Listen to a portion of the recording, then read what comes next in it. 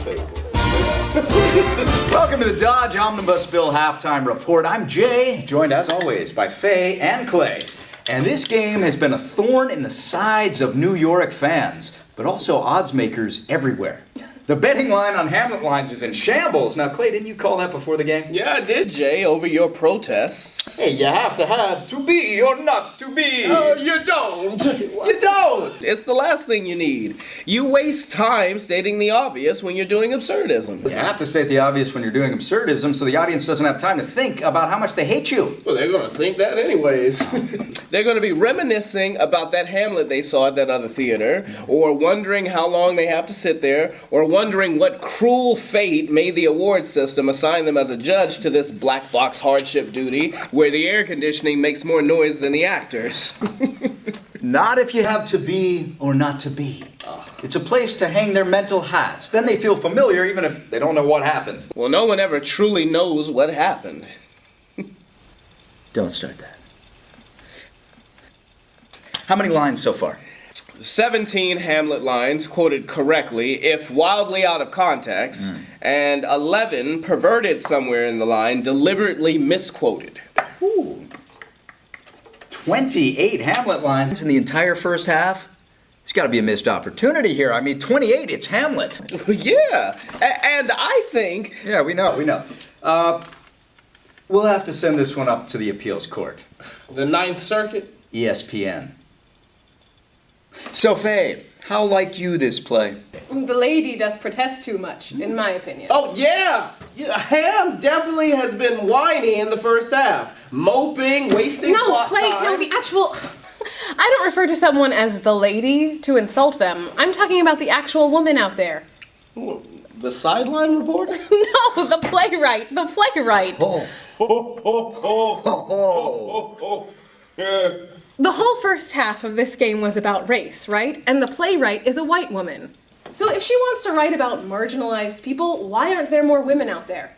Well, the play is also about football. The blame lies with the sport. I mean, you could as well ask, why aren't there more women in football? Maybe because we know better than to spend any amount of time with concussed sexual predators with a history of domestic violence. Okay. Not every play has to be about Don't start that don't again. start Yes, that they again, do. Jay. They are. It does, they do, because they are.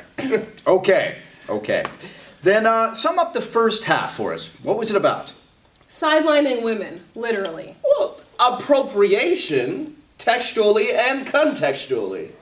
No, not what the event of watching it was about. What's the story? What are we going to tell these people it's about? Well, how something functions is what it's about. Well, unless you're not in charge of saying how it functioned. Oh, well, you guys, I can't keep up when you start doing this. Simple terms. What's the takeaway here? No thinking, gut reaction. Well, Women black aren't men aren't allowed to speak for themselves. Okay, I was going to say the more layers in your lasagna, the better. But, so, what has to happen in the second half to turn this thing around? New York has to trust their run game. I think New York has to rely on some more of those unconventional plays. But maybe with a little less reliance on satirizing classical beat poetry. What you call satirizing, I call long overdue reappropriation. And I say more lasagna. We'll be right back.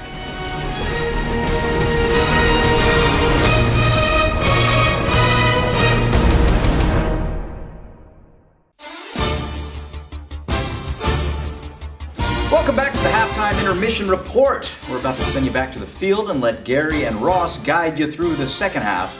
But let's get one more round of thoughts. Now, Clay, what are we going to see from the New York Jets in the next two quarters?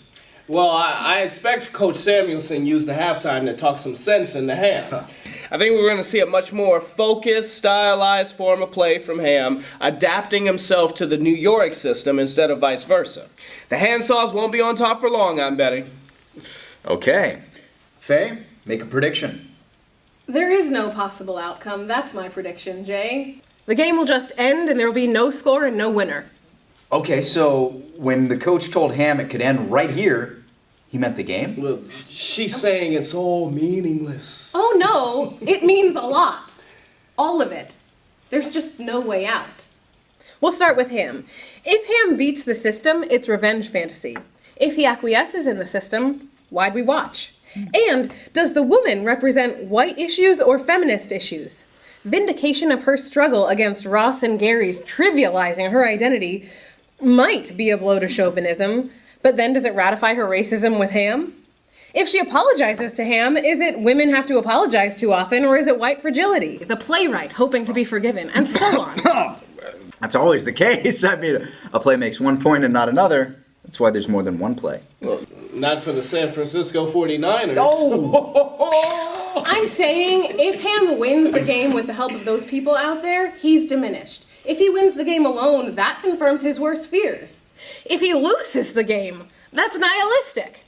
And if the reporter prospers in this racist, chauvinist, classist system, has she ratified the system or beat the system? Is she going to be a passive student of her cultural history or take charge of that? And will that be white saviorism? Or will she speak for women without, it has to be said, anyone out there qualified to address intersectionality? Okay.